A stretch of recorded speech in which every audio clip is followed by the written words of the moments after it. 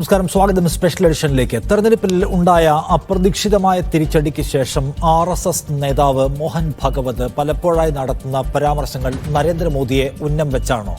ചില ആളുകൾ വ്യക്തി എന്നതിനും മുകളിലേക്ക് വളരാൻ ശ്രമിക്കുന്നുവെന്നും സ്വയം ദേവന്മാരും ദേവതമാരുമായി വിലയിരുത്തുന്നു എന്നുമുള്ള അദ്ദേഹത്തിന്റെ വിമർശനത്തിന് പിന്നിൽ മോദിയുടെ തെരഞ്ഞെടുപ്പ് കാലത്തെ പരാമർശത്തോടുള്ള കുത്താണോ ഉള്ളത്? മണിപ്പൂർ വിഷയത്തിൽ പരിഹാരമുണ്ടാക്കുന്നതിൽ പരാജയപ്പെട്ടു എന്ന സൂചന നൽകിക്കൊണ്ട് വിമർശിക്കുന്നത് സർക്കാരിനെയാണോ? അതുമാത്രവുമല്ല, തെരഞ്ഞെടുപ്പ് പ്രചാരണ രംഗത്ത് അനപരിഷ്ണീയമായ ചില പ്രവണതകൾ ഉണ്ടായി എന്നും ഒരിക്കൽ മോഹൻ ഭഗവത് വിമർശിക്കുകയാണ്. നരേന്ദ്രമോദിയുടെ മോദി എന്ന ബ്രാൻഡിനെ, മോദി എന്ന വ്യക്തിയെ സർക്കാരിനും മേലെ, സംഘടനയ്ക്കും മേലെ, ഹിന്ദുത്വ രാഷ്ട്രീയത്തിനും മേലെ പ്രതിഷ്ഠിക്കാനുള്ള നീക്കത്തോടുള്ള അതൃപ്തിയാണോ RSS രേഖപ്പെടുത്തുന്നത്? നിരന്തരമായി ഈ നിലയ്ക്ക് മോഹൻ ഭഗവതിന്റെ പരാമർശങ്ങൾ വ്യാഖ്യാനിക്കപ്പെടുമ്പോഴും ഒരു തിരുത്തോ വ്യക്തതയോ നൽകാൻ RSS നേതൃത്വം തയ്യാറാവുന്നില്ല എന്ന് മാത്രമല്ല, ആ സ്വഭാവത്തിലുള്ള വിമർശനങ്ങൾ അല്ലെങ്കിൽ പരാമർശങ്ങൾ അവരാവർത്തിക്കുകയും ചെയ്യുന്നു. സംഘപരിവാർ രാഷ്ട്രീയത്തിനകത്ത് ശ്രദ്ധേയമായ ചില വികാസങ്ങൾ അല്ലെങ്കിൽ ചില സംഗതികൾ നടക്കുന്നുണ്ടോ? ആ വിഷയം സംസാരിക്കുകയാണ് നമ്മൾ ഇന്ന് സ്പെഷ്യൽ എഡിഷൻ. അതോടൊപ്പം ഈ ചർച്ചയിൽ ഉള്ളത് അഡ്വക്കേറ്റ് VR അനൂപ് കോൺഗ്രസിൽ നിന്ന്, ശ്യാം പ്രകാശൻ മാസ്റ്റർ CPIM നേതാവ്, ശ്രീ ഷാബു പ്രസാദ് വലത്തു നിരീക്ഷകൻ, ലിസ് മാത്യു ഇന്ത്യൻ എക്സ്പ്രസ് ദിനപത്രത്തിൻ്റെ പ്രതിനിധി എന്നിവരാണ്. ആദ്യം ശ്രീ ഷാബു, നിരന്തരമായി RSS ചീഫ് നടത്തുന്ന ഈ പരാമർശങ്ങൾക്ക് നരേന്ദ്രമോദിയെ ലക്ഷ്യം വെച്ചുള്ളതാണ് എന്ന് ഒറ്റനോട്ടത്തിൽ തോന്നാൻ ഉതകം വിധത്തിലുള്ള സംഗതികളുണ്ട്. അതുതന്നെ ആയിരിക്കുമോ RSS ലക്ഷ്യമാക്കുന്നുണ്ടാവുക? അതെ, ഒന്നാമത്തെ കാര്യം, നിങ്ങൾക്ക് ഈ RSSൻ്റെയും അതിൻ്റെ ഒരു സ്ട്രക്ചറിനെ പറ്റി നിങ്ങൾക്ക് വലിയ ധാരണ ഇല്ലാത്തത് കൊണ്ടാണ് ഇങ്ങനെയൊക്കെ തോന്നുന്നത്. ഒന്നാമത്തെ കാര്യം ആദ്യം മനസ്സിലാക്കുക, നരേന്ദ്രമോദി എന്ന് പറയുന്നത് ഒരു RSS പ്രോഡക്റ്റാണ്. അദ്ദേഹം RSSൻ്റെ മുതിർന്ന പ്രചാരകനാണ്. ഈ നരേന്ദ്രമോദിയും മോഹൻ ഭഗവതും ഒരുമിച്ച് സംഘപ്രവർത്തനം തുടങ്ങിയവരും ഒരുമിച്ച് പ്രചാരകന്മാരായവരുമാണ്. നരേന്ദ്രമോദിയെ RSS BJPയിലേക്ക് ഡെപ്യൂട്ട് ചെയ്തതാണ്, BJPക്ക് നൽകിയതാണ്, കൊടുത്തതാണ്. അന്ന് ഒരുപക്ഷെ RSS കൊടുത്തത് മോഹൻ ഭഗവതിനെ ആയിരുന്നെങ്കിൽ മോഹൻ ഭഗവത് ആയിരിക്കാം ഇന്ന് പ്രധാനമന്ത്രി. അങ്ങനെയാണത്. അങ്ങനെയുള്ള അവർ തമ്മിലുള്ള ബന്ധത്തിൻ്റെ കെമിസ്ട്രി എന്താണെന്നൊന്നും നിങ്ങൾക്ക്, അതായത് നിങ്ങളുടെയൊക്കെ ആ ചിന്തയ്ക്ക് അപ്പുറമാണത്. അങ്ങനെയുള്ള അതുപോലെ ഒരു പെർഫെക്റ്റ് കെമിസ്ട്രിയിലുള്ളവർ തമ്മിൽ, അല്ലെങ്കിൽ അവർക്ക് എന്തെങ്കിലും സംസാരിക്കണമെന്നുണ്ടെങ്കിൽ ഈ രീതിയിൽ നിങ്ങൾ ഈ വ്യാഖ്യാനിക്കുന്ന പോലെ ഒളിഞ്ഞും തെളിഞ്ഞും ഒന്നും പറയേണ്ട കാര്യമില്ല. Just A matter of A phone call, അത്രയേ ഉള്ളൂ.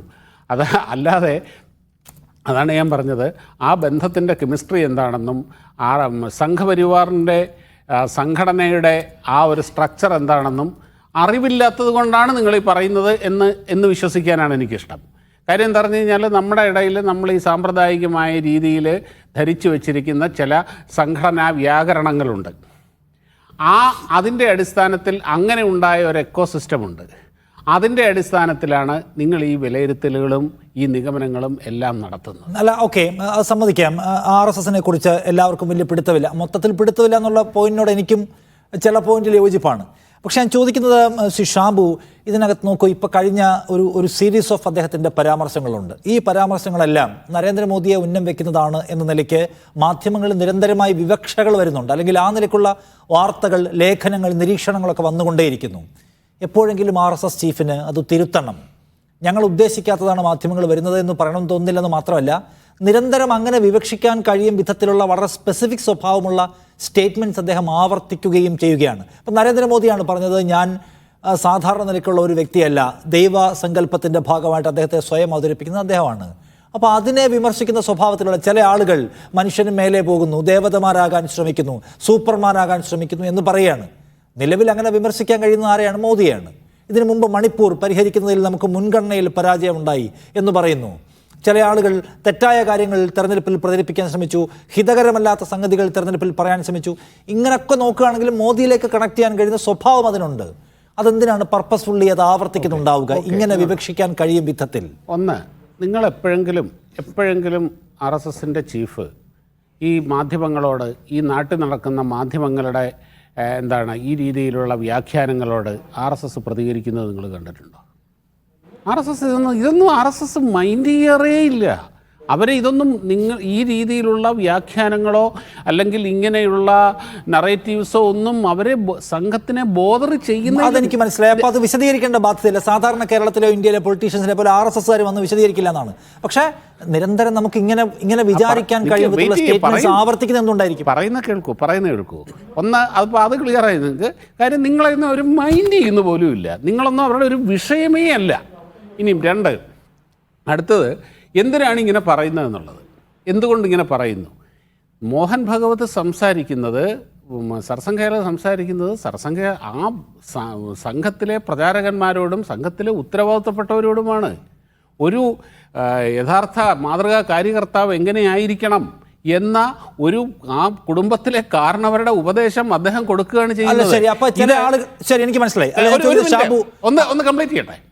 അതായത് ഈ കണ്ട കാലം മുഴുവനും എല്ലാ സർസംഘചാലകന്മാരും ഇതൊക്കെ തന്നെ പറഞ്ഞിട്ടുണ്ട്. മുതിർന്ന പ്രവർത്തകർ പറഞ്ഞിട്ടുണ്ട്. അതൊന്നും നിങ്ങൾ വാർത്തയാക്കിയിട്ടില്ല, നിങ്ങൾക്ക് അറിയില്ല. ഇപ്പോൾ ഈ മൈക്കും കൊണ്ട് കിട്ടുന്ന തുമ്പും പിടിച്ച് നിങ്ങൾ ഇങ്ങനെ പുറകെ നടക്കുമ്പോൾ അവിടെ നിന്ന് കിട്ടുന്ന പൊട്ടും പൊടിയൊക്കെ ഈ രീതി വ്യാഖ്യാനിക്കുന്നു.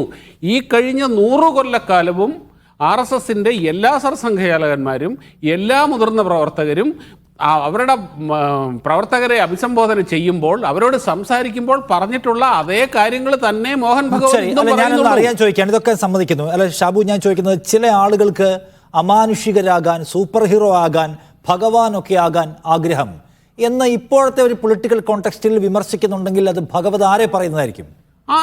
പൊതുവേ പറയുന്നതാണ്. കാര്യം ഇപ്പോൾ ഒരു കാര്യമുണ്ട്, അതൊരു ഓർഗനൈസേഷനാണത്, വലിയ ഓർഗനൈസേഷനാണ്. അക്കാര്യത്തിൽ ഇനി നിങ്ങൾക്ക് എതിർപ്പുണ്ടെങ്കിലും ഇല്ലെങ്കിലും ഇനി എങ്ങനെ തന്നെയായാലും RSS ഇന്ത്യയിലെ അടിയുറച്ച ദേശീയ തലത്തിൽ ഉള്ള ഒരു വലിയ ഓർഗനൈസേഷനാണെന്ന് അറിയാമല്ലോ. ഇതിൻ്റെ അകത്തൊക്കെ പ്രവർത്തിക്കുന്നവർ മനുഷ്യരാണ്. അപ്പോൾ നിങ്ങൾ ഓർഗനൈസേഷൻ്റെ പടവുകൾ കയറുമ്പോൾ അല്ലെങ്കിൽ അങ്ങനെ പറയുമ്പോൾ ഈ രീതിയിലുള്ള പ്രവണതകൾ തോന്നാൻ സാധ്യതയുണ്ട്. അത് പാടില്ല എന്ന് ഉപദേശിക്കുന്നതിൻ്റെ അകത്ത് എന്താണെന്ന് പ്രശ്നം? അങ്ങനെ ഉപദേശിക്കാനുണ്ടായ സാഹചര്യത്തെ കുറിച്ച് കഴിഞ്ഞ തെരഞ്ഞെടുപ്പ് സമയത്ത് JP നദ്ദ പറയുന്നുണ്ട്, ഞങ്ങൾക്കിപ്പോൾ RSSന്റെ അങ്ങനെ ഒരു ഗ്രൗണ്ട് ലെവൽ സപ്പോർട്ടിന്റെ ആവശ്യമില്ല, BJP വേറെ തന്നെ ഒരു സംവിധാനമായി വളർന്നു കഴിഞ്ഞു എന്ന്. അങ്ങനെ ഒന്നും മോഹിച്ചു പോവല്ലേ എന്ന് പറയാണോ? അല്ല, അങ്ങനെയല്ല. അതൊക്കെ ആദായം പറഞ്ഞത് അതൊക്കെ നിങ്ങളുടെ വ്യാഖ്യാനങ്ങളാണ്.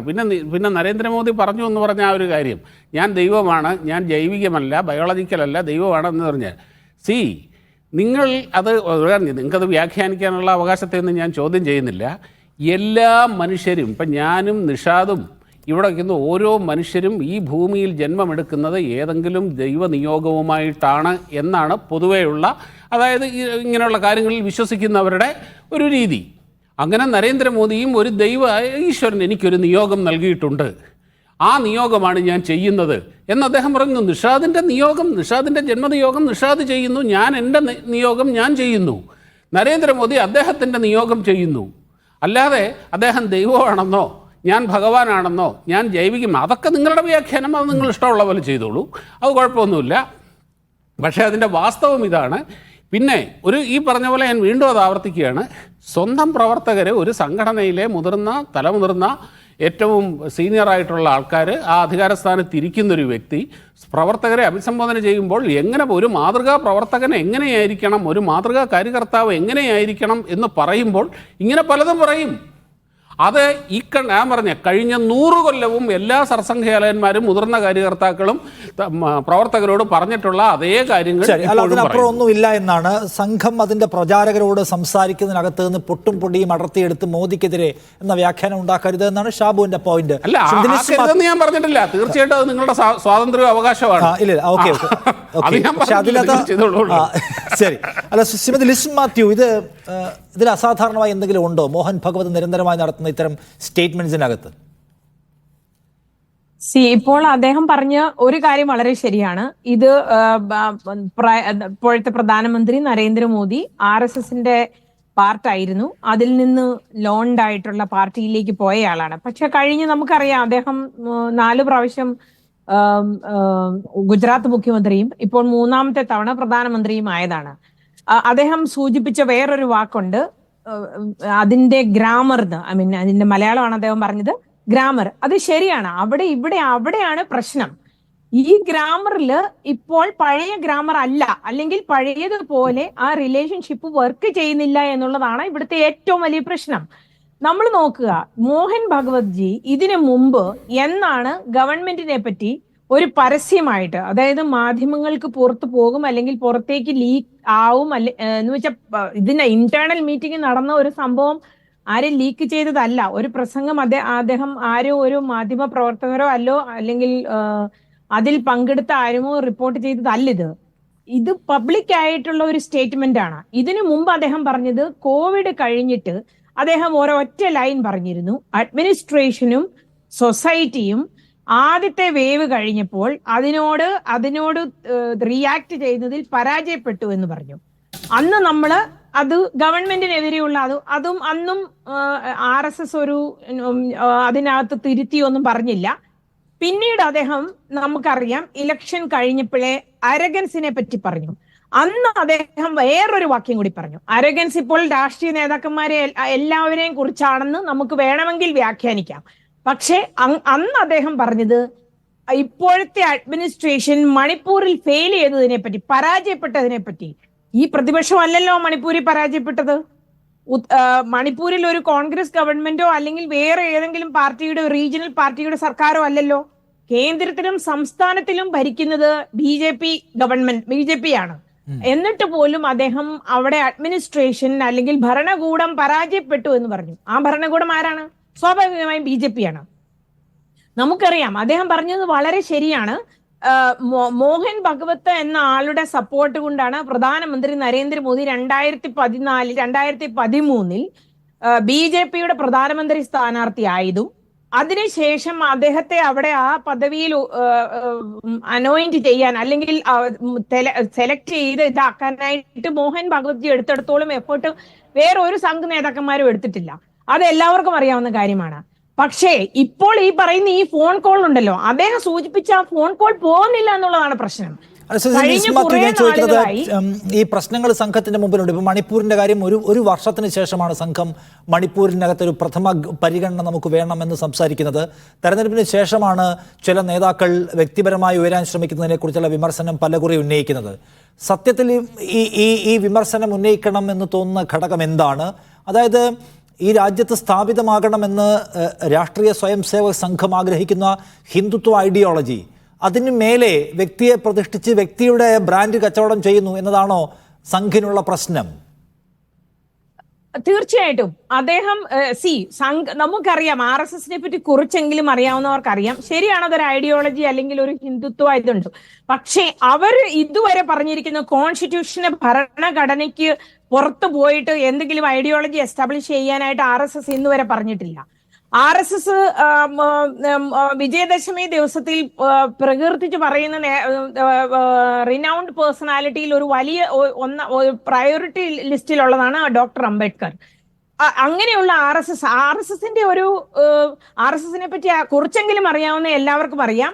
അവരുദ്ദേശിക്കുന്നത് ഈ ഭരണഘടനയ്ക്കുള്ളിൽ നിന്നുകൊണ്ട് അവരുദ്ദേശിക്കുന്ന രീതിയിൽ അതിനൊരു ഹിന്ദുത്വം എന്നുള്ള മാത്രമല്ല അതിന്റെ ഒരു പ്രത്യേകത.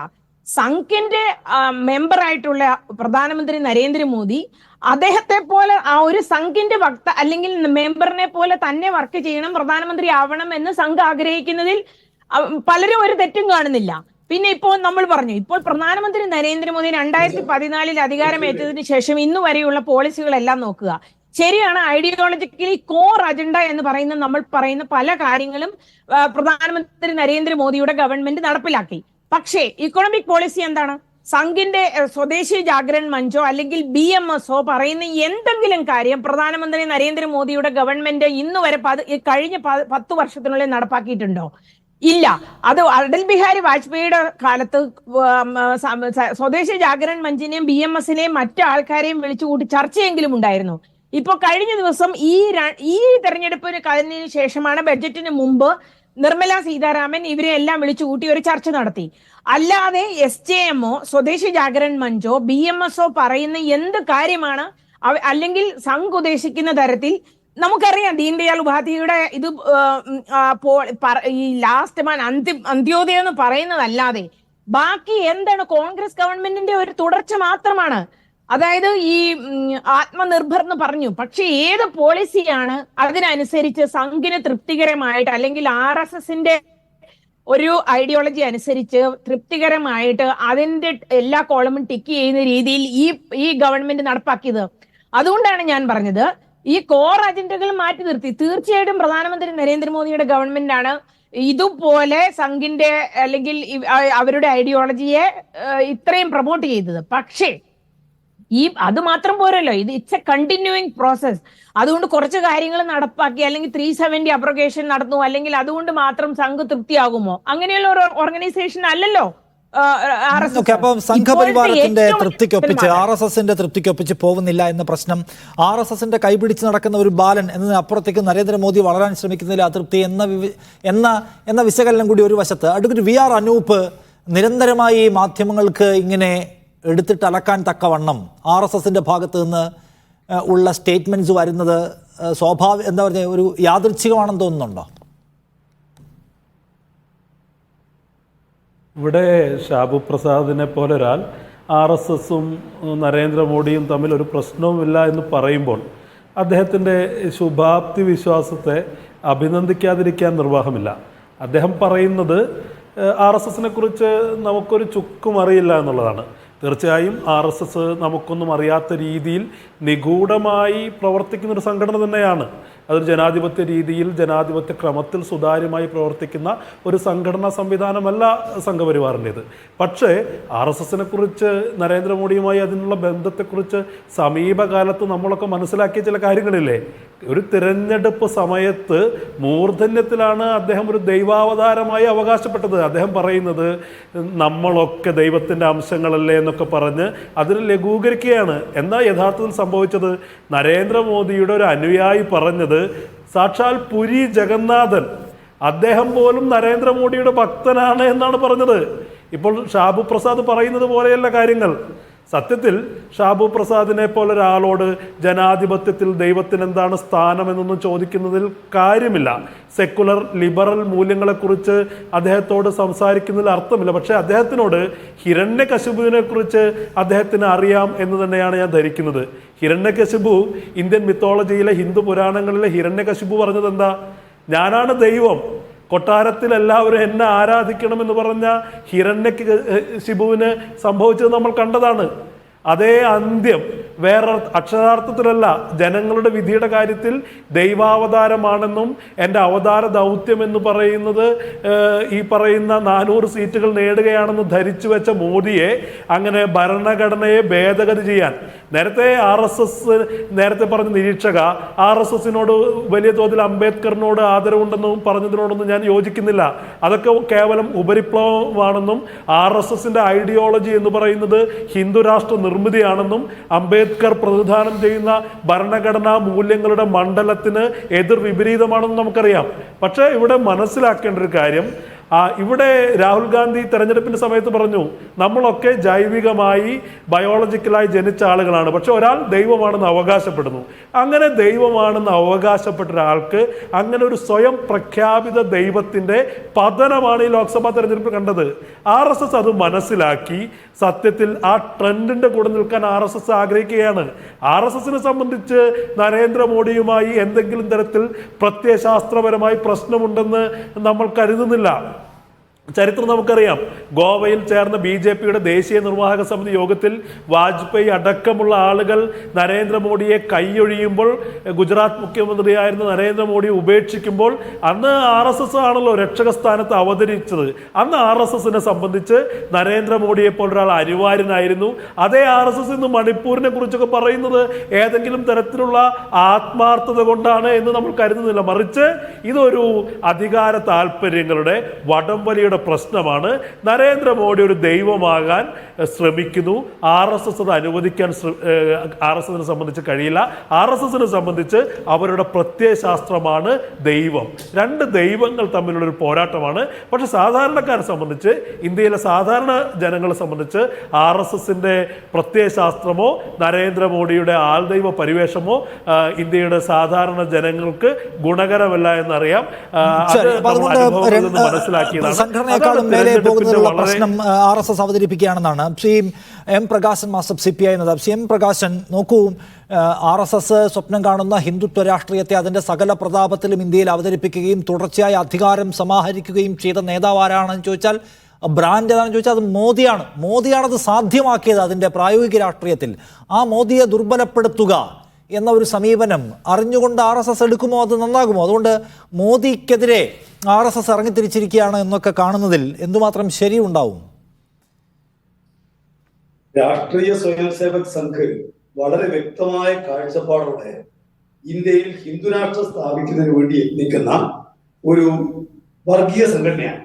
അതിന്റെ സംഘടനാ രീതിയും സംഘടനാ പ്രവർത്തനവും ഇടപെടലും ഒക്കെ ജനാധിപത്യപരമായിട്ടുള്ള പ്രവർത്തനത്തിലൂടെ അല്ല, ജനാധിപത്യ പ്രസ്ഥാനങ്ങൾക്ക് യോജിക്കുന്ന രൂപത്തിലുമല്ല. പക്ഷേ ഇന്ത്യ രാജ്യത്ത് രാഷ്ട്രീയ മേഖലയിൽ ഹിന്ദുത്വം നടപ്പിലാക്കാൻ ഒരു രാഷ്ട്രീയ പാർട്ടി വേണം എന്ന് തീരുമാനിച്ചാണ് ജനസംഘം ഉണ്ടാവുന്നത്. BJPയുടെ മുൻഗാമിയുടെ ജനസംഘം 1951 ജനസംഘം രൂപീകരിക്കുന്നതിന് വേണ്ടിയിട്ട് 4 പേരെ അയച്ചിട്ടുള്ളത് ഗോൾവാൾക്കറാണ്. ഗുരു ഗോൾവാൾക്കർ എന്ന RSS വിളിക്കുന്ന അദ്ദേഹമാണ്. Deendayal Upadhyaya, AB Vajpayee, LK Advani, SK പട്ടായി. ആ ജനസംഘമാണ് പിന്നീട് ജനതയിൽ ലയിച്ച് പിന്നീട് BJP ആയി വന്നത് എന്നുള്ളത് നമുക്ക് എല്ലാവർക്കും അറിയാം. ഇവിടെ BJP RSSന്റെ രാഷ്ട്രീയ മുഖമാണ്. ഇന്ത്യയിൽ തങ്ങളുടെ ഹൈന്ദവ രാഷ്ട്ര സംഘടനാ രൂപീകരണം നടപ്പിലാക്കാൻ രാഷ്ട്രീയമായിട്ട് അവർ ഉപയോഗിക്കുന്ന ഒന്നാണ് BJP. പിന്നെ തങ്ങൾക്ക് ഈ ലക്ഷ്യം നടപ്പിലാക്കാൻ അദ്വാനിയെക്കാളും അതുപോലെ വാജ്പേയിയെക്കാളും നല്ലത് നരേന്ദ്രമോദിയാണ്. ഗുജറാത്തിലെ കലാപത്തിലൂടെ ആളുകളെ വേണമെങ്കിൽ ശാരീരികമായി നശിപ്പിക്കാൻ ഇതുപോലെ കഴിവുള്ള മറ്റൊരു നേതാവില്ല എന്ന് കണ്ടതുകൊണ്ടോ ഏത് വിധേനയോ അതിന് കുറെ കൂടി സാധിക്കുക നരേന്ദ്രമോദിയാണ് തിരിച്ചറിഞ്ഞത് RSS തന്നെയാണ്. അങ്ങനെയാണ് RSS BJPയുടെ നേതാവായിട്ട് വരുന്നത്, നരേന്ദ്രമോദി BJPയുടെ നേതാവായിട്ട് വരുന്നത്. ഇപ്പോ ഈ പുതിയ സാഹചര്യത്തിൽ അദ്ദേഹം അതിന് പൂർണ്ണമായിട്ടും യോഗ്യനാവുന്നില്ല, കുറെ കൂടി മികച്ച മറ്റേതെങ്കിലും ഒരാളെ കണ്ടെത്തേണ്ടിയിരിക്കുന്നു എന്ന് RSS കരുതുന്നുണ്ടോ പറയുന്നത് അവരാണ്. പക്ഷെ ഒരു കാര്യം വ്യക്തമാണ്, വളരെ വ്യക്തമായിട്ടും നരേന്ദ്രമോദിക്ക് ചേരുന്ന ഒരു തൊപ്പിയാണ് വിമർശനത്തിലൂടെ RSSന്റെ സംഘചാലക് മുന്നോട്ടേക്ക് വെച്ചത്. അദ്ദേഹം പറഞ്ഞ ഒരു വാചകം ഇവിടെ എങ്ങനെയാണ് ഇപ്പോ ഇവിടെ നിഷേധിക്കാൻ ഇവർക്ക് ഷാപ്രസാദ് സാധിക്കുക? In the course of development of a man may want to become a superman, then devata, and bhagwan, and aspire to Vishwaroop. ഇത് ഇന്ത്യൻ രാഷ്ട്രീയത്തിൽ അപ്ലിക്കബിൾ ആയിട്ടുള്ള ഒരു നേതാവ് ഇന്ന് നരേന്ദ്രമോദി അല്ലാതെ മറ്റാരുള്ളത്? ഇനി RSSന്റെ ഒരാൾ, RSSന്റെ ഞാനൊരു RSSകാരനാണെന്ന് അഭിമാനിക്കുന്നുവെന്ന് എത്രയോ വട്ടം പരസ്യമായി പറഞ്ഞിരിക്കുന്ന ആളാണ് നരേന്ദ്രമോദി. അങ്ങനെ അദ്ദേഹം ആവട്ടെ ഇവിടെ നിങ്ങൾ കാണാൻ കഴിയും, കഴിഞ്ഞ 10 കൊല്ലക്കാലത്തോട് പലതവണ മന്ത്രിമാരെ പങ്കെടുപ്പിച്ചുകൊണ്ട് RSS ഇന്ത്യ കൊണ്ട് വിലയിരുത്തിയിട്ടുണ്ട്. 2015 19 20 21 23 എല്ലാ ഘട്ടങ്ങളിലുണ്ട്. നരേന്ദ്രമോദി അടക്കമുള്ള, അമിത്ഷാ അടക്കമുള്ള, അതുപോലെ നദ്ദ അടക്കമുള്ള എല്ലാ ആളുകളും ആ യോഗത്തിൽ പങ്കെടുക്കാറുണ്ട്. അത്തരം യോഗങ്ങളിൽ തീർച്ചയായിട്ടും എന്തെങ്കിലും അവരോട് മാത്രം പറയാനുള്ള കാര്യമാണെങ്കിൽ അവിടെ പറയാനുള്ള വേണം. RSSന്റെ ശൈലി അങ്ങനെയല്ലേ?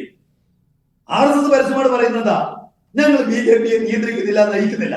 BJP പറയുന്നതാ ഞങ്ങൾ RSSന്റെ രാഷ്ട്രീയ പാർട്ടിയല്ല. പക്ഷെ സത്യം RSS ആണ് BJP നയിക്കുന്നത്, RSSന്റെ രാഷ്ട്രീയ പാർട്ടിയാണ് BJP. അതുകൊണ്ട് അതിനെങ്ങനെയാണ് മുന്നോട്ട് കൊണ്ടുപോകേണ്ടത്? നരേന്ദ്രമോദിക്ക് സാധ്യമാകുന്നില്ല എന്നുള്ള നില RSS ഉണ്ടാവുന്നുണ്ടോ എന്നുള്ളത് അവർ പറയേണ്ടതാണ്. RSS നിരന്തരമായി ഉണ്ടാകുന്ന ഇത്തരം പരാമർശങ്ങളും അതേക്കുറിച്ചുണ്ടായി വരുന്ന വിവക്ഷകളെയും വിശദീകരിക്കാൻ RSS തയ്യാറാകുന്നില്ല എന്ന് മാത്രമല്ല നിരന്തരം അത് ആവർത്തിക്കുകയും ചെയ്യുന്നു. അല്ല ഷാബു, ഇതിനകത്ത് ലിസ് നേരത്തെ ചൂണ്ടിക്കാണിച്ച ഒരു കാര്യമുണ്ട്. അതായത് മണിപ്പൂരിൻ്റെ കാര്യം മാത്രം എടുക്കാം. മണിപ്പൂരിലെ കലാപം പരിഹരിക്കാൻ കഴിഞ്ഞില്ല, അതിന് പ്രഥമ പരിഗണന കൊടുത്തില്ല എന്ന നിലയ്ക്കുള്ള വിമർശനങ്ങൾ രാഹുൽ ഗാന്ധിക്കെതിരെ അല്ലല്ലോ. രാജ്യത്ത് നടക്കുന്ന പ്രധാനപ്പെട്ട അല്ലെങ്കിൽ ആ രീതിയിലുള്ള എന്ത് സംഭവങ്ങൾക്കും RSSന് അഭിപ്രായമുണ്ട്. മണിപ്പൂരിൽ നടന്നത് ഒരു നല്ല കാര്യമായിരുന്നാണോ RSS പറയേണ്ടത്? മണിപ്പൂരിനെ പറ്റി അഭിപ്രായം പറയുമ്പോൾ ആ മണിപ്പൂർ കലാപം അല്ലെങ്കിൽ അവിടെ സംഭവിക്കാൻ പാടില്ലാത്തത് സംഭവിച്ചു, അത് നിയന്ത്രിക്കേണ്ടതുണ്ട്, അത് എത്രയും പെട്ടെന്ന് ചെയ്യണം. അത് ഇവിടെ രാജ്യത്തിനോട് കമ്മിറ്റ്മെന്റ് ഉള്ളൊരു സംഘടന അതിന്റെ അഭിപ്രായം പറയും. അതാണ് ഞാൻ പറഞ്ഞത് ഷാബു, രണ്ട് വഴിക്കാണ് വർത്താനം. അങ്ങനെയാണെങ്കിൽ നരേന്ദ്രമോദിക്കും അമിത്ഷായ്ക്കും സർക്കാരിനുള്ള പ്രശ്നം വേറെയാണ്. ഞങ്ങളെല്ലാം കൃത്യമായി ചെയ്യുന്നു എന്ന് പറയുകയും മോദി സംസാരിക്കാതിരിക്കുകയും ചെയ്യുമ്പോൾ രാഹുൽ ഗാന്ധിയുടെ സ്വരത്തിൽ മോഹൻ ഭഗവത് വർത്താനം പറയാണ്. അങ്ങനെയല്ല, ആയിക്കോട്ടെ, ശരി, നിങ്ങളങ്ങനെ വ്യാഖ്യാനിച്ചോളൂ. പക്ഷേ ശരിക്കും അതിൻ്റേതായ കാര്യങ്ങൾ മനസ്സിലാക്കേണ്ടവർ പറയുന്നത് മനസ്സിലാക്കേണ്ടത് ഇങ്ങനെയാണെന്നാണ് എൻ്റെ അഭിപ്രായം. വേറൊന്നുമല്ല. അതായത് മണിപ്പൂരിൽ സംഭവിക്കാൻ പാടില്ലാത്തത് സംഭവിച്ചു, അത് നിയന്ത്രിക്കേണ്ടതുണ്ട്. ഈ അഭിപ്രായത്തിൽ നിന്ന് നരേന്ദ്രമോദിക്കും അല്ലെങ്കിൽ അമിത്ഷായ്ക്കും അതിൻ്റെ അകത്ത് അഭിപ്രായ വ്യത്യാസം ഉണ്ടെന്ന് എനിക്ക് തോന്നുന്നില്ല, ആർക്കും ഉണ്ടാവില്ല. പിന്നെ വേറൊരു കാര്യം, ഇവിടെ ഇപ്പം പലരും ഇങ്ങനെ പറഞ്ഞപ്പോൾ ഞാൻ ഒരു വ്യാഖ്യാനം വരാത്തത് എന്താണ് എന്നുള്ളത് ഞാൻ ശ്രദ്ധിച്ചിരിക്കുകയായിരുന്നു. ഇനി നിങ്ങൾ മറന്നുപോയതാണെങ്കിൽ ഞാൻ നിങ്ങളെ ഒന്ന് സഹായിക്കാം. അതായത് വേണമെങ്കിൽ മോഹൻ ഭഗവത് ഇങ്ങനെയൊക്കെ പറയുന്നതിൻ്റെ ഒരു കാരണം, പിന്നോക്കക്കാരനായ നരേന്ദ്രമോദിയും അഹിന്ദു അല്ലാത്ത അമിത്ഷായും രാജ്യത്തിനെ നയിച്ചുകൊണ്ട് പോകുന്നു. അവർ അതിശക്തരായിട്ട് തുടരുന്നതിൽ എന്താ ഒരു കിച്ചാമണി ഉണ്ടല്ലോ, ബ്രാഹ്മണിക്കൽ കിച്ചാമണിക്കുണ്ടാകുന്ന ആ ഒരു അതൃപ്തിയാണ് ഇപ്പോൾ കാണിച്ചിരിക്കുന്നത്. ആ ബ്രാഹ്മണ നേതൃത്വം പിന്നോക്കക്കാരോട് കാണിക്കുന്ന അങ്ങനെ വേണമെങ്കിൽ ഒരു വ്യാഖ്യാനത്തിനും ഒരു നറേറ്റീവിനും സാധ്യതയുണ്ട്. അത് ഞാൻ നിങ്ങൾക്കൊരു ടിപ്പിട്ട് തന്നാണ്, വേണമെങ്കിൽ പറയാം. അല്ല, ഞാൻ ചോദിക്കുന്നതല്ല. ഈ മണിപ്പൂരിന്റെ കാര്യത്തിൽ ഒരു വർഷത്തിന് ശേഷം സംസാരിക്കുകയാണ് ആർ എസ് എസിന്റെ രാജ്യത്ത് നടക്കുന്ന എല്ലാ കാര്യങ്ങളിലും കൃത്യമായ അഭിപ്രായവും രാജ്യം നന്നായി പോകണമെന്ന് ആഗ്രഹമുള്ളതുകൊണ്ട് ഇടപെടുന്നതാണ്. ഒരു വർഷം ആർ എസ് എസ് മിണ്ടിയില്ലല്ലോ. ഒരു വർഷം കഴിഞ്ഞ് വീണ്ടും ഈ തെരഞ്ഞെടുപ്പ് പൂർത്തിയായതിനു ശേഷം, ഈ ലോക്സഭാ തെരഞ്ഞെടുപ്പ് കഴിഞ്ഞതിന് ശേഷം നരേന്ദ്രമോദി വിചാരിച്ചത്ര സീറ്റുകൾ നേടാതെ അല്പം ദുർബലപ്പെട്ട് നിൽക്കുന്ന സമയത്ത് മണിപ്പൂരിന്റെ കാര്യത്തിൽ ഒരു ഇടപെടൽ ഉണ്ടായില്ല എന്ന് നിലയ്ക്ക് വിമർശിക്കുന്നത് അത് അത്ര നിഷ്കളങ്കമായിട്ട് നിങ്ങൾക്ക് കാണാം, പക്ഷേ പുറത്തു നിൽക്കുന്ന നമുക്ക് കാണാൻ പറ്റുന്നില്ല. ശരി, നിങ്ങൾ കാണണ്ട. എന്നാൽ ഞാൻ എൻ്റെ കാരണം പറയാം എന്താണെന്നുള്ളത്. മോഹൻ ഭഗവത്ജി എവിടെയാണ് അഭിപ്രായം പറഞ്ഞത്? ഈ RSSൻ്റെ തൃതീയ വർഷ സംഘശിക്ഷാവർഗം എല്ലാ വർഷവും നടക്കും. അത് മെയ് മാസത്തിലാണ് നടക്കുന്നത്, നാഗ്പൂരിൽ നടക്കുന്നത്. മുതിർന്ന കാര്യകർത്താക്കൾക്ക് വേണ്ടിയിട്ട് നടക്കുന്ന വർഗ്ഗമാണത്. അതിൻ്റെ സമാപനത്തിലാണ് മോഹൻ ഭഗവത്ജി ഇങ്ങനെ ഈ നടത്തിയ പ്രസംഗത്തിലാണ് ഇതെല്ലാം പരാമർശിച്ചു പോകുന്നത്. അദ്ദേഹം ഈ മുട്ടിന് പ്രസ്താവന ഇറക്കുകയും പത്രസമ്മേളനം നടത്തുകയും മാധ്യമങ്ങളോട് പ്രതികരിക്കുകയും ചെയ്യുന്ന സിസ്റ്റമല്ല. പിന്നെ ഇവിടെ പലരും പറഞ്ഞു RSS വളരെ നിങ്ങളും അത് സൂചിപ്പിക്കുന്നുണ്ട്, നിഗൂഢമായി പ്രവർത്തിക്കുന്ന സംഘടനയാണ്, ഭയങ്കരമായ എന്തോ ആണ് അതിൻ്റെ അകത്ത് നടക്കുന്നത് എന്നുള്ളത്. നിഗൂഢമായിട്ടല്ല, നിശബ്ദമായി പ്രവർത്തിക്കുന്ന സംഘടനയാണ്.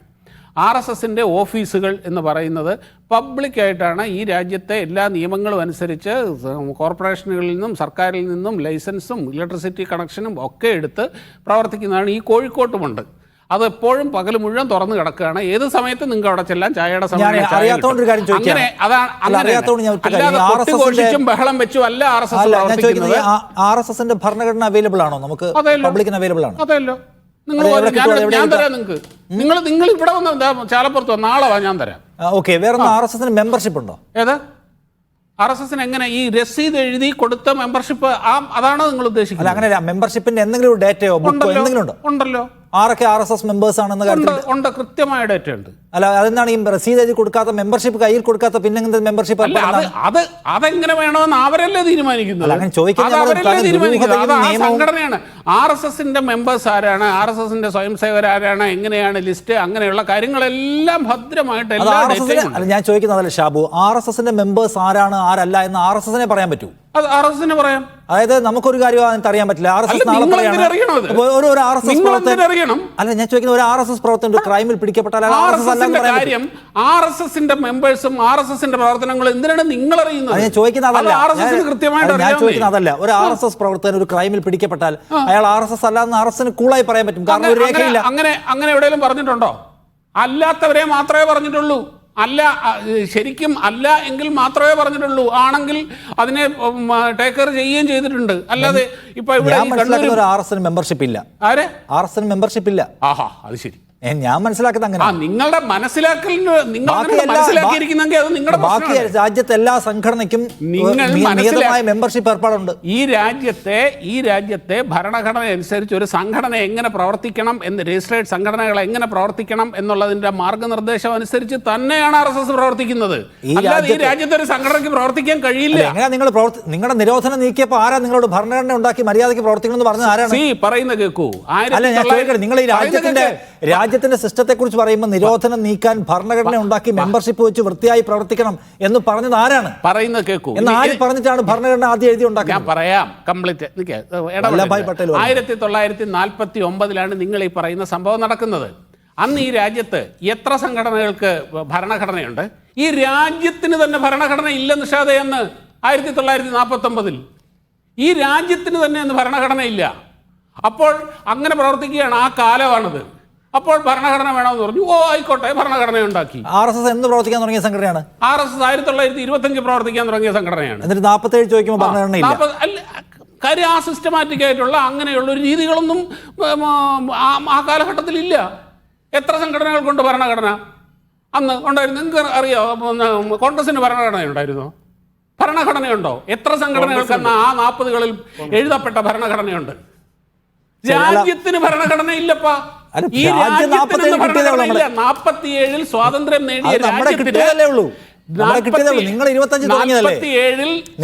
22 വർഷം ഭരണഘടന ഉണ്ടായിരുന്നു. 47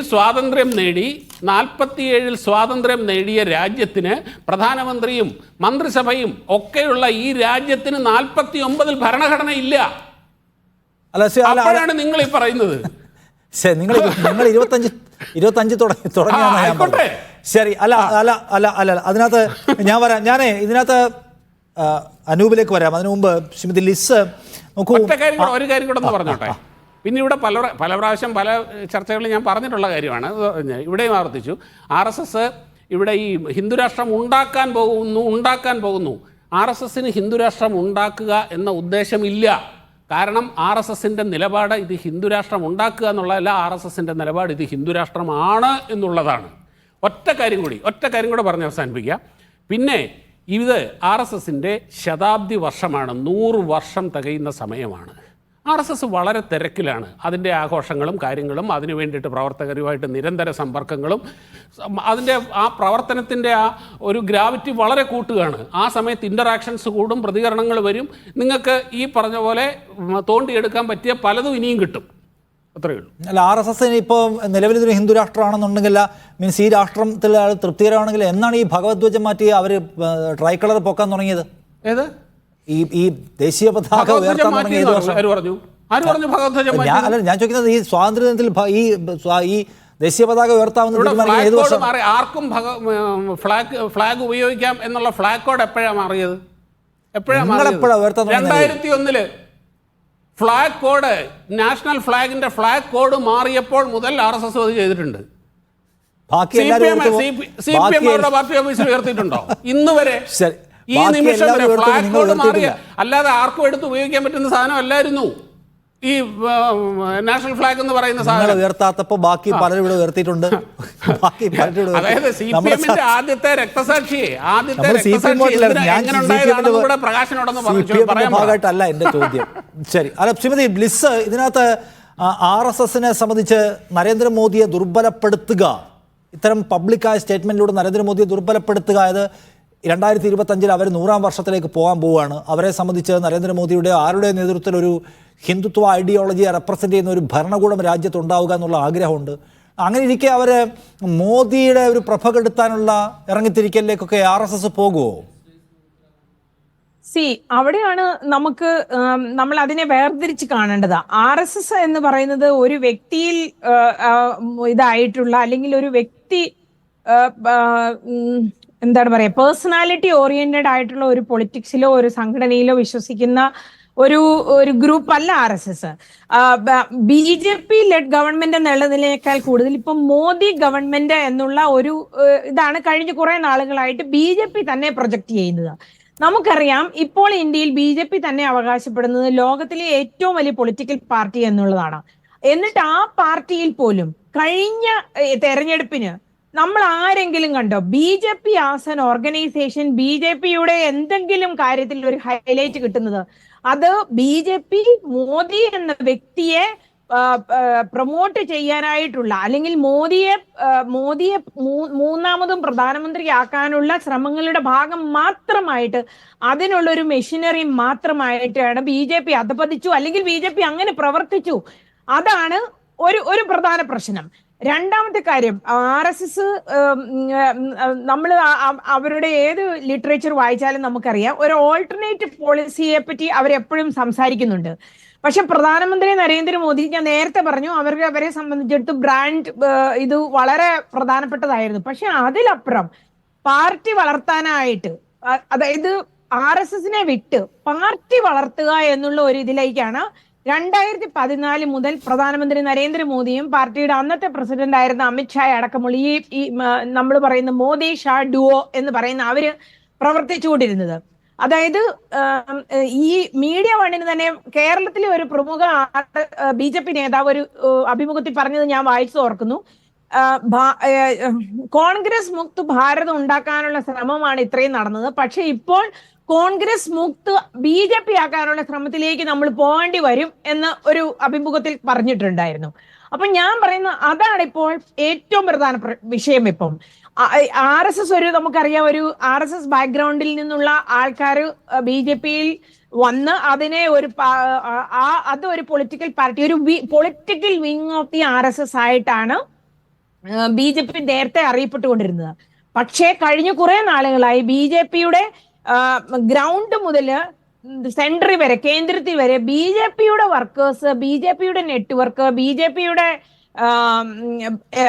എന്താ പറയുന്നത് എല്ലാ ഇൻഫ്രാസ്ട്രക്ചർ അത് എങ്ങനെ എനേബിൾ ആക്കാമെന്നും RSSനെ വിട്ട് ഒരു പാരലൽ ആയിട്ടൊരു സ്ട്രോങ് ആയിട്ടുള്ള ഒരു പാർട്ടി യൂണിറ്റ് അല്ലെ ഓർഗനൈസേഷൻ വളർത്താനുള്ള ഒരു ശ്രമമായിരുന്നു നടന്നത്. അതിനകത്ത് സംഭവിച്ച വേറൊരു പ്രശ്നം എന്ന് പറയുന്നത് കോൺഗ്രസിൽ നിന്നും മറ്റു പാർട്ടികളിൽ നിന്നുള്ള നേതാക്കന്മാർ വന്നു. അത് പവർ പൊളിറ്റിക്സ് എന്നതിലേക്ക് മാറി. ഐഡിയോളജി ബേസ്ഡ് പൊളിറ്റിക്സ് ആണ് RSS ഉദ്ദേശിക്കുന്നത്. പക്ഷെ BJP കഴിഞ്ഞ കുറെ നാളുകളായിട്ട് പവർ പൊളിറ്റിക്സ് എന്നുള്ള ഒരു നമുക്ക് സംസാരിക്കുമ്പോൾ RSS നേതാക്കന്മാരെല്ലാം പറഞ്ഞുകൊണ്ടിരുന്ന രണ്ട് കാര്യമുണ്ട്.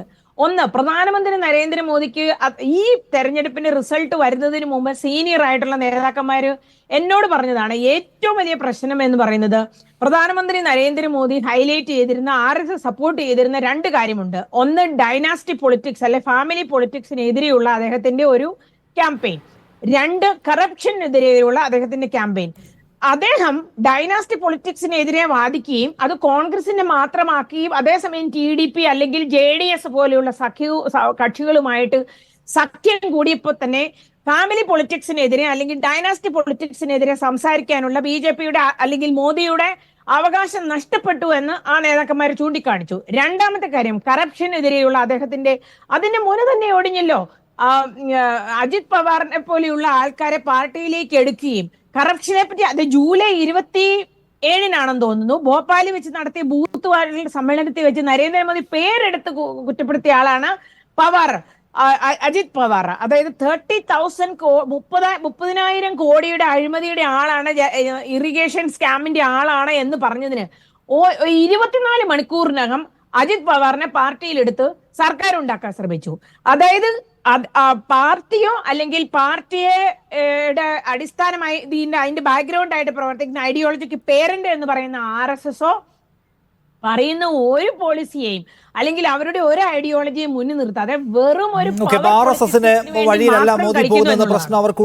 ചർച്ചയിലേക്ക് വീണ്ടും VR അനൂപ്. ഇനിയിപ്പോ RSS നരേന്ദ്രമോദിയോടുള്ള നീരസത്തിലാണ്, മോദിയുമായി സഹകരിക്കാൻ പ്രയാസമാണ് എന്ന മട്ടിലാണ് അവരുടെ നിൽപ്പെങ്കിലും നരേന്ദ്രമോദിയെ സത്യത്തിൽ അത് ബാധിക്കാൻ പോകുന്നുണ്ടോ എന്ന് ചോദിക്കാൻ ഞാൻ. കാരണം നരേന്ദ്രമോദി ഈ പുതിയ കാലത്ത് ഹിന്ദുത്വ രാഷ്ട്രീയത്തിന് വേര് പിടിപ്പിച്ച് അതിനെ ഒരു ഭരണാധികാര രൂപമാക്കി മാറ്റി തുടർച്ചയായി അത് കൊണ്ടു നടക്കുന്ന ആളാണ്. അപ്പോൾ ഞങ്ങൾക്ക് RSSന്റെ ഗ്രൗണ്ട് സപ്പോർട്ട് ഇല്ലാതെ നിൽക്കാൻ കഴിയുമെന്ന് JP നദ്ദയെ കൊണ്ട് പറയിപ്പിക്കുന്നത് നരേന്ദ്രമോദി CEO ആയിട്ടുള്ള ഒരു കോർപ്പറേറ്റ് കമ്പനിയുടെ പവറിൽ നിൽക്കുമ്പോഴാണ് അദ്ദേഹത്തിന് പറയാൻ പറ്റുന്നത്. അതുകൊണ്ട് RSSന് മോദിയെ വെല്ലുവിളിക്കാനുള്ള ശേഷി, ഞാൻ ചോദിക്കുന്നത് ആ അർത്ഥത്തിൽ, വേണമെങ്കിൽ മോദിയെ അങ്ങോട്ട് മാറ്റിക്കളയും എന്നൊക്കെ പറയാൻ കഴിയുന്ന തരത്തിൽ ആ പവർ പഴയതുപോലെ ഇപ്പോൾ ഉണ്ടോ അനൂപ്? അതിനു മുമ്പ് ഷാബു പ്രസാദ് ഇവിടെ പറഞ്ഞ തെറ്റിദ്ധരിപ്പിക്കുന്ന ചില കാര്യങ്ങളോട് തീർച്ചയായും മറുപടി പറഞ്ഞു പോകേണ്ടതുണ്ട്. ഇവിടെ താങ്കൾ ചോദിച്ച ചോദ്യം RSSന് ഇന്ത്യ സ്വതന്ത്രമാകുമ്പോൾ ഭരണഘടനയുണ്ടോ എന്ന് ചോദിക്കുമ്പോൾ അദ്ദേഹം പറയുന്നത് ആ കാലത്തൊക്കെ ആർക്കാണ് ഭരണഘടനയുള്ളത്, അന്ന് ഒക്കെ ഭരണഘടന വന്നിട്ടുണ്ടോ എന്നാണ്. കോൺഗ്രസിന് ഭരണഘടനയുണ്ട്. കോൺഗ്രസിൻ്റെ ഭരണഘടന കറാച്ചി സമ്മേളനത്തിൽ അംഗീകരിക്കപ്പെട്ടതാണ്. ഇന്ത്യൻ നാഷണൽ കോൺഗ്രസിന് എന്നൊരു ഭരണഘടനയുണ്ട്.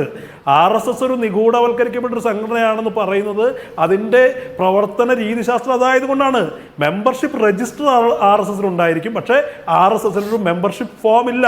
അത് ഇതുപോലൊരു ചർച്ചയിൽ ആവർത്തിച്ച് പറയേണ്ടതുണ്ട്. അദ്ദേഹം അത് അങ്ങനെയല്ല എന്ന് പറയുമ്പോൾ കോൺഗ്രസിന്റെയും CPIM-ന്റെയും ഒക്കെ വെബ്സൈറ്റിൽ അവരുടെ ഭരണഘടന അപ്ലോഡ് ചെയ്തിട്ടുണ്ട്. RSSന്റെ വെബ്സൈറ്റിൽ പോയാൽ ഞങ്ങളുടെ മിഷൻ മാത്രമാണ് അപ്ലോഡ് ചെയ്തിട്ടുള്ളത്. എന്നിട്ട് അദ്ദേഹം പറയുന്നത് 47 ഏത് പാർട്ടിക്കാണ് ഭരണഘടനയുള്ളത് ആധികാരികമായി പറയുന്നു. അദ്ദേഹത്തിന് ഗൂഗിൾ ചെയ്ത് നോക്കാം. കോൺഗ്രസിന്റെ കറാച്ചി സമ്മേളനത്തിൽ സർദാർ വല്ലഭായ് പട്ടേൽ പ്രിസൈഡ് ചെയ്ത കറാച്ചി സമ്മേളനത്തിൽ കോൺഗ്രസിന്റെ ഭരണഘടന അംഗീകരിക്കപ്പെട്ടിട്ടുണ്ട്. അപ്പോൾ അദ്ദേഹം അതിനെ ആ രീതിയിൽ അദ്ദേഹം പറയേണ്ടത് ഞങ്ങൾക്ക് ഭരണഘടനയില്ല, നിങ്ങൾക്ക് എന്താ കുഴപ്പമെന്ന് ചോദിച്ചാൽ പ്രശ്നമില്ല, പക്ഷേ അതിനെ കോൺഗ്രസുമായി മറ്റു പാർട്ടികളുമായി ജനാധിപത്യ രീതിയിൽ പ്രവർത്തിക്കുന്ന പാർട്ടികളുമായി സമീകരിക്കരുത്. പിന്നെ അദ്ദേഹം വേറൊരു കാര്യം പറഞ്ഞു, ബ്രാഹ്മണിക്കൽ ഹെജിമണി എന്നൊക്കെ പറഞ്ഞ് അദ്ദേഹം പരിഹസിക്കുന്നത് കണ്ടു. ഞാൻ ഒരു കാര്യം അക്കാദമിക് പർപ്പസാണ് അദ്ദേഹത്തിനോട് ചോദിക്കട്ടെ. RSSന്റെ നാഗ്പൂർ ആസ്ഥാനത്തിൽ RSSന്റെ സർസംഘചാലകായി ഇന്ന് വരെ ദളിതനായ ഒരാൾ വന്നിട്ടുണ്ടോ എന്നുള്ളതാണ്. RSSന് ജാതിയില്ല എന്ന് അദ്ദേഹം പറയുന്നു. നമുക്ക് വേണമെങ്കിൽ അംഗീകരിക്കാം. സർസംഘചാലക ആയ വ്യക്തികളുടെ 90%, 99% ആളുകളുടെ ജാതി ഏതാ? ഒരു ദളിതൻ RSSന്റെ സർസംഘചാലക ആയിട്ടില്ല, ആവാൻ കഴിയില്ല. ഷാബു പ്രസാദെ, RSS ജാതിയിൽ അധിഷ്ഠിതമായൊരു സംഘടനയാണ്. നിങ്ങൾ വിശാല ഹിന്ദുത്വത്തിനെ കുറിച്ചൊക്കെ സംസാരിക്കും, പക്ഷേ നിങ്ങളെ സംബന്ധിച്ച് ചിത്പവൻ ബ്രാഹ്മണർ നയിക്കുന്ന ഒരു സംഘടനയാണത്. നിങ്ങൾ എന്തിനാ ഒരു മലയാളി നമ്പൂതിരിക്ക് പോലും ഒരു പക്ഷേ ആവാൻ കഴിയുന്നതെന്നില്ല. RSSന്റെ ഘടന ഏതാണ്?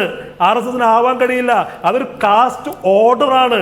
അപ്പൊ നിങ്ങൾ അതിനെ മഹത്വവൽക്കരിച്ചു കൊണ്ടൊക്കെ പറഞ്ഞാൽ അതിന് ആ രീതിയിൽ മറുപടി പറയേണ്ടി വരും. പിന്നെ ഇവിടെ നിങ്ങൾ ചോദിച്ചൊരു ചോദ്യം വളരെ പ്രസക്തമാണ്. നരേന്ദ്രമോദിയെ പോലൊരാളെ RSSന് ഇപ്പോൾ തൊടാൻ കഴിയുമോ എന്ന്. ഇപ്പോൾ ഈ RSS അദ്ദേഹത്തെ ആക്രമിച്ചു തുടങ്ങുന്നത് തന്നെ ജനവിധി നൽകിയ ആത്മവിശ്വാസത്തിൽ നിന്നാണ്. ഇവിടെ നരേന്ദ്രമോദിക്ക് വലിയൊരു സെറ്റ് ബാക്ക് ഉണ്ടാകുന്നു. അദ്ദേഹം ദൈവമല്ല എന്ന് പറയാനുള്ള ആത്മവിശ്വാസം RSSനെ പോലെ ആരെയും പേടിക്കാത്ത ഒരു സംഘടന എന്ന് അവകാശപ്പെടുന്ന RSSന് വരെ നരേന്ദ്രമോദിയെ പേടിയായിരുന്നു. ഇപ്പോൾ കുറേശ്ശെ ഇതെല്ലാ കാലത്തും എല്ലാ ഏകാധിപതികൾക്കും അഭിമുഖീകരിക്കേണ്ടി വരുന്ന ഒരു വിധിയാണ്. അവർ ദുർബലരായി കഴിഞ്ഞാൽ, അവരുടെ ശക്തി ക്ഷയിക്കാൻ തുടങ്ങുമ്പോൾ പാളയത്തിൽ നിന്ന് പടയുണ്ടാവും. അനിഷേധ്യനാണ്, അപ്രതിരോധ്യനാണ് എന്ന് ചരിത്രത്തിൽ രേഖപ്പെടുത്തിയിട്ടുള്ള ആളുകൾക്കെതിരെയൊക്കെ എതിർപ്പ് അഭിമുഖീകരിക്കേണ്ടി വരും. ജോസഫ് സ്റ്റാലിന് ഉണ്ടായ ഗതി അതല്ലേ. പിന്നീട് ക്രൂഷ്ചേവ് പറഞ്ഞില്ലേ, നരേന്ദ്രമോദിക്കും അതേ അവസ്ഥ തന്നെ വരും.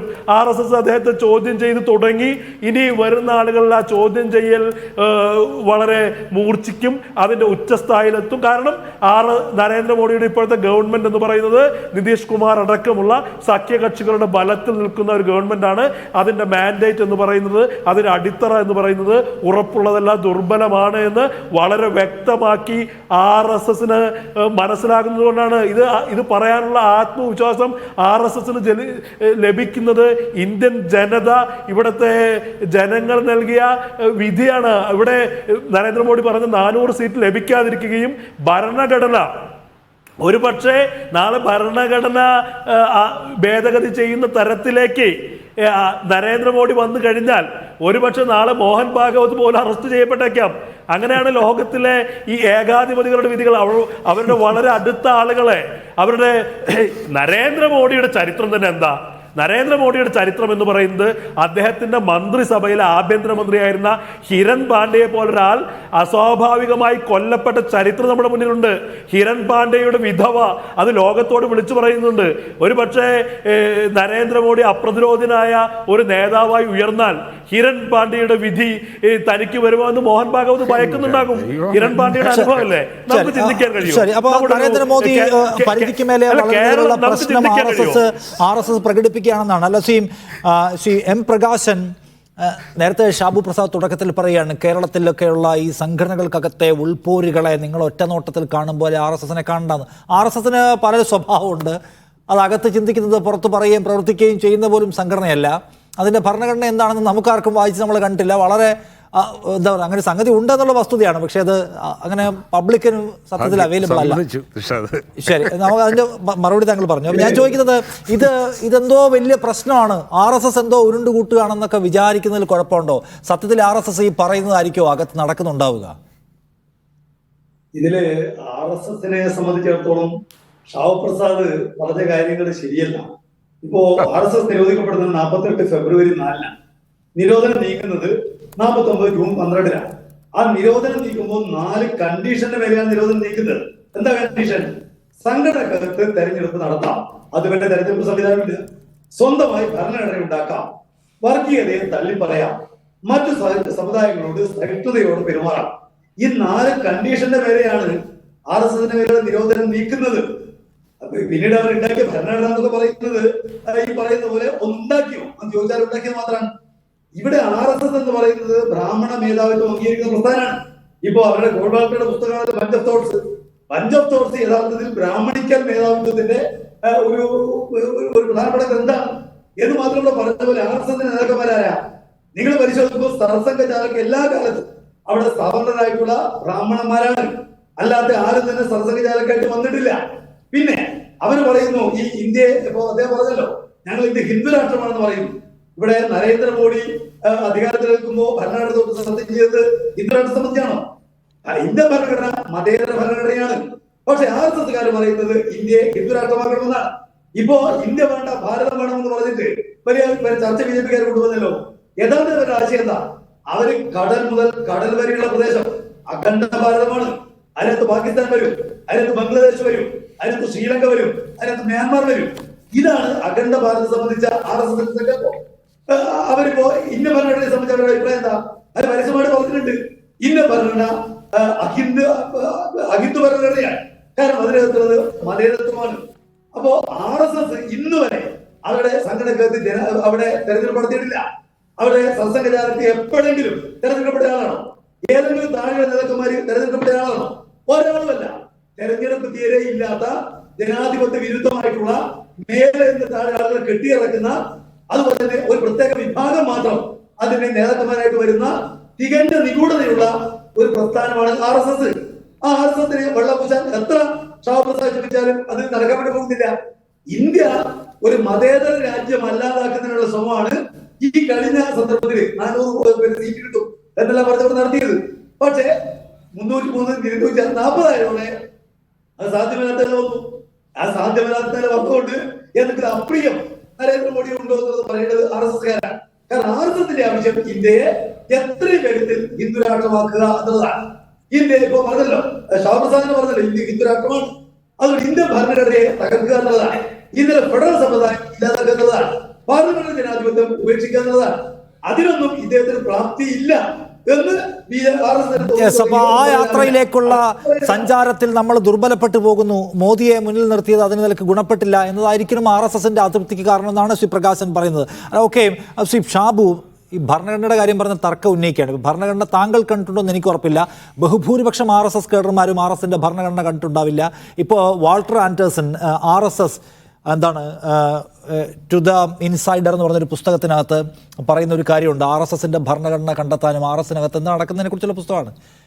മാക്സിമം ഞങ്ങൾ പരിശ്രമിച്ചു, ചില ശകലങ്ങൾ കിട്ടിയതല്ലാതെ മുഴുവൻ കിട്ടിയിട്ടില്ല എന്ന്. RSSന്റെ ഭരണഘടന പബ്ലിക്കിന് അവൈലബിൾ അല്ല എന്നുള്ളതാണ് എൻ്റെ ഉറച്ച ബോധ്യം. അപ്പോൾ താങ്കളൊരു ഭരണഘടനയുടെ കോപ്പി എനിക്ക് തരാണ് വലിയ സന്തോഷം, വായിക്കാൻ പറ്റും. കേഡേഴ്സിന് അറിയില്ല ഭരണഘടന എന്താണെന്ന്. ഭരണഘടനയെ മുന്നിൽ വെച്ചുകൊണ്ടല്ലാതെ പ്രവർത്തിക്കുന്നത്, നടപടികൾ എടുക്കുന്നത്, നയം രൂപീകരിക്കുന്നതാണ് ഞാൻ മനസ്സിലാക്കിയിട്ടുള്ളത്. താങ്കൾ പറഞ്ഞു ഈസിലി അവൈലബിൾ ആണെന്ന്.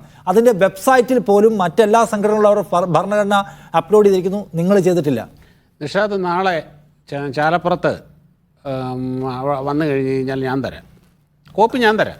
ഞാൻ കിട്ടാത്ത എന്താണ് നിഷാദ്? നാളെ സൗകര്യമുള്ള സമയം തന്നെ ഒന്ന് വിളിച്ചിട്ട് വന്നാൽ മതി. നാളെ ഞായറാഴ്ച ഞാനില്ല, തിങ്കളാഴ്ച ഒന്ന് വിളിച്ചിട്ട് വന്നാൽ മതി. നിങ്ങളുടെ വെബ്സൈറ്റിലൊന്നും ഇല്ല ഇത്. എനിക്ക് ഞാൻ RSSന്റെ വെബ്സൈറ്റ് കണ്ടിട്ടില്ല കേട്ടോ, ഉള്ള കാര്യം ഞാൻ പറയാം. ഞാൻ RSSന്റെ വെബ്സൈറ്റ് കണ്ടിട്ടില്ല, ഞാൻ നോക്കാറുമില്ല. നിങ്ങൾക്ക് ഭരണഘടനയാണ് വേണ്ടതെങ്കിൽ, ഭരണഘടനയാണ് നിങ്ങൾക്ക് കാണേണ്ടതെങ്കിൽ നിങ്ങൾ തിങ്കളാഴ്ച ചാലപ്പുറത്തേക്ക് പോവാ, ഞാൻ എന്നെ ഒന്ന് വിളിച്ചിട്ട് വന്നാൽ മതി. സൗകര്യമുള്ളപ്പോൾ ഞാൻ തരാം. എനിക്ക് അത്ര ഇതിൻ്റെ അകത്ത് പറയാനുള്ളൂ, വേറൊന്നും വേണം. തരാമെന്ന് പിന്നെ എന്താ, നിങ്ങളെ കാണിച്ചും തരാം. പിന്നെ വേറെന്താണ് ഇവിടെ പറഞ്ഞ, അതായത് RSSന്റെ സർസംഘചാലകന്മാരുടെ കാര്യം പറഞ്ഞത്. RSSന്റെ ഈ ഡോക്ടർ ഹെഡ്ഗേവാർ എവിടെയുള്ള ആളെന്നറിയോ നിങ്ങൾക്ക്? നിങ്ങളുടെ ഒരു ധാരണ എന്താണ്? ഹെഡ്ഗേവാർ അദ്ദേഹത്തിൻ്റെ മൂല കുടുംബം എന്ന് പറയുന്ന ആന്ധ്രാപ്രദേശിൽ നിന്ന് മഹാരാഷ്ട്രയിലേക്ക് കുടിയേറിയവരാണെന്ന് ഡോക്ടർ ഹെഡ്ഗേവാറിൻ്റെ ഫാമിലി എന്ന് പറയുന്നത്. അതുപോലെ മൂന്നാമത്തെ സർസംഘചാലകനായിരുന്ന പ്രൊഫസർ രാജേന്ദ്ര സിംഗ്, അദ്ദേഹം ബ്രാഹ്മണനായിരുന്നു ഈ പറഞ്ഞ പോലെ. അടുത്ത സർസംഘാലകനായിരുന്ന KC സുദർശൻ, അദ്ദേഹം കർണാടകക്കാരനായിരുന്നു. എന്തൊക്കെ കാര്യം എന്തെങ്കിലും വന്നിരുന്ന് പറയുമ്പം അതിനെപ്പറ്റി ഒരു ബേസിക് ആയിട്ടുള്ള ഒരു ഇതെങ്കിലും കാണിക്കണം നിങ്ങൾ. ഇനി പിന്നെ ഏതെങ്കിലും എത്ര SC/ST നിങ്ങൾ പ്രധാനമന്ത്രിയാക്കിയിട്ടുണ്ട്? 10-60 കൊല്ലം ഇവിടെ ഈ രാജ്യം ഭരിച്ചല്ലോ.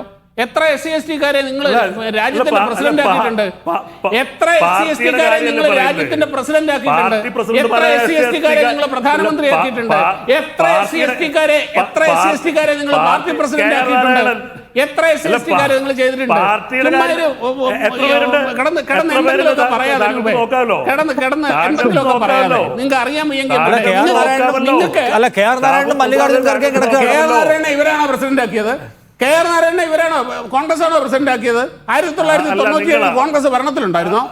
ആരാണ് KR നാരായണനെ പ്രസിഡന്റ് ആക്കിയത്? 97 KR നാരായണൻ പ്രസിഡന്റ് ആവുന്നത്. KR നാരായണനെ ഒതുക്കി ചവിട്ടി ഒരു മൂലയ്ക്ക് നിർത്തിയിരിക്കുകയായിരുന്നു. കരുണാകരൻ ഇവിടുന്ന് ചികിത്സയ്ക്ക് അമേരിക്ക പോയ സമയത്താണ് നരസിംഹറാവു അദ്ദേഹത്തിനെ വൈസ് പ്രസിഡന്റ് ആക്കുന്നത്.